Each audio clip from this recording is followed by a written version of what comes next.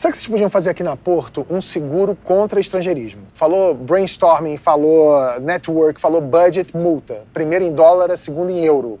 Lindo. Sigla também. Mandou um KPI numa reunião. Como é que eu vou falar uma sigla que eu não sei o que significa? Faria Lima ia ficar pobre.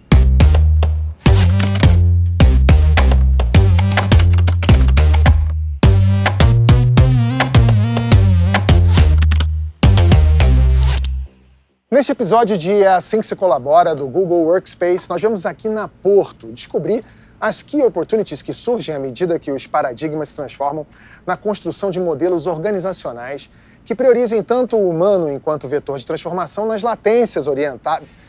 Gente, desculpa, quem foi que escreveu isso aqui? É como se o jurídico e o RH tivessem um filho roteirista.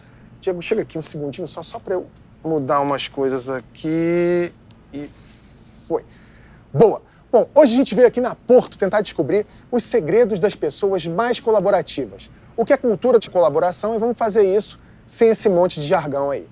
Daisy, obrigado. Um prazer ser recebido por vocês aqui. Vou começar fazendo uma perguntinha simples. Você é tida pelo pessoal aqui como uma pessoa muito colaborativa. Quando é que você descobriu esse superpoder? Como é que é isso? Você tem essa habilidade, você foi desenvolvendo, as pessoas foram te dizendo? Como é que é isso? Sempre acreditei muito que a gente só faz as coisas através das pessoas e que as pessoas, de fato, se complementam. Então, é sempre sobre estimular as pessoas, é sobre tirar o melhor das pessoas, é sobre entender que a complementariedade é o que, de fato, vai funcionar para aquela entrega, para aquela missão, para aquele propósito que a gente vem trabalhando. E que sinais você dá para as pessoas? Porque as pessoas veem isso em você, né? Eu acredito muito que a gente faz as coisas a partir do exemplo mesmo e da forma como a gente conduz tudo no dia a dia, né? Que dicas você daria? 3 dicas que você daria para uma pessoa que quer ser, no seu ambiente de trabalho, no mundo corporativo, ser mais colaborativo em relação às pessoas com as quais ela trabalha? Bom, primeiro tem que querer aprender toda hora, o tempo inteiro, e sempre ter a consciência que você não sabe tudo e nunca vai saber tudo. Acho que o segundo,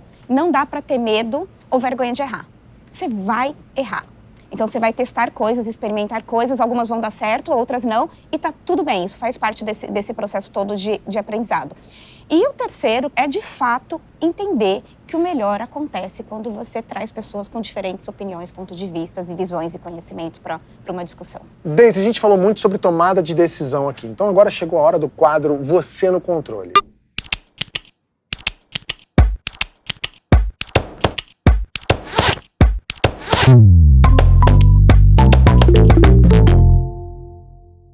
E é o seguinte, eu vou te passar 2 situações aqui do mundo corporativo e você escolhe uma delas, mas tem que ser rápido. Vamos lá. Vamos lá.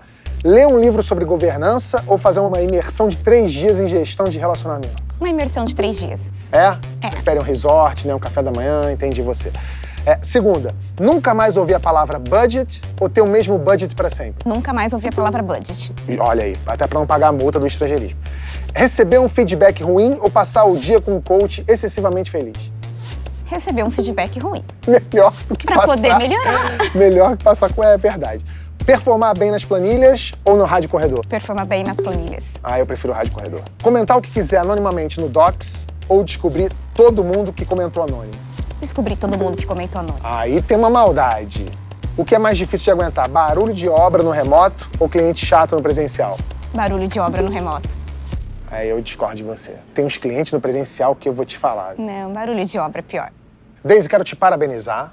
Você é incrível, destacadíssima, né? Reconhecida pela equipe. Então você ganhou aqui o troféu Onde Vamos Almoçar Hoje de liderança. É todo seu. Vê se você gosta aí, vê se a plaquinha tá de acordo com o que você curte aí. Maravilhoso. Porque parabéns, Daisy, maravilhoso. Tá bem? Você tá bem, né? Qualquer coisa tem seguro aqui, se você precisar, tá? Tamo bem aqui.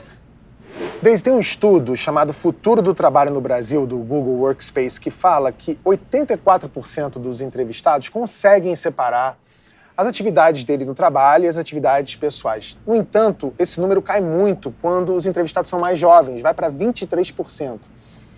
Por que você acha que isso acontece com os jovens? Sou eu que tô velho, o jovem que precisa acabar, o que é? Na verdade, eu acho que o mundo tá mudando, as pessoas estão mudando. Eu acho que o importante para a gente conectar essas pessoas é a gente entender o que que gera valor para elas. Eu confesso que a gente está aprendendo, tá? A gente aqui na Porto está aprendendo, acho que o mundo está aprendendo a lidar com esse cenário e esse contexto novo, que é diferente do que a gente viveu durante o período da pandemia.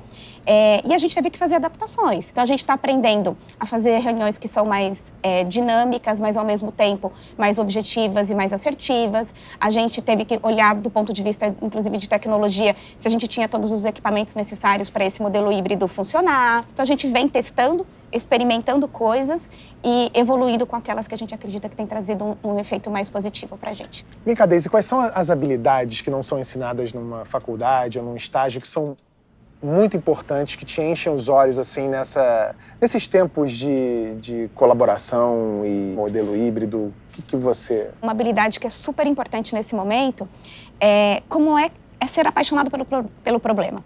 Então, como é que a gente, de fato... Ser apaixonado pelo problema. Como é que primeiro a gente se apaixona pelo problema, para depois a gente pensar qual é a solução? Porque aí a gente, de fato, vai lá no fundo buscar com profundidade aquilo que, de fato, vai resolver, vai mudar a vida das pessoas. Você tá parecendo meu terapeuta. Jura? Mas é meio terapêutico esse trabalho, não é? Me dá um exemplo de como é que isso, assim, o Google Workspace fala, ó, já estão mexendo no meu roteiro aqui, ó. Tá, acabou de mandar, ó. Ele mexeu aqui. Diego, me dá um exemplo de como as ferramentas do Google Workspace facilitam o trabalho no seu dia a dia. Ele acabou de botar essa pergunta aqui. A gente faz muitos trabalhos de cocriação, assim, muitos processos de exploração, de entendimento do que de fato as pessoas precisam, seja no momento de desenvolver novos produtos, de desenvolver novos serviços.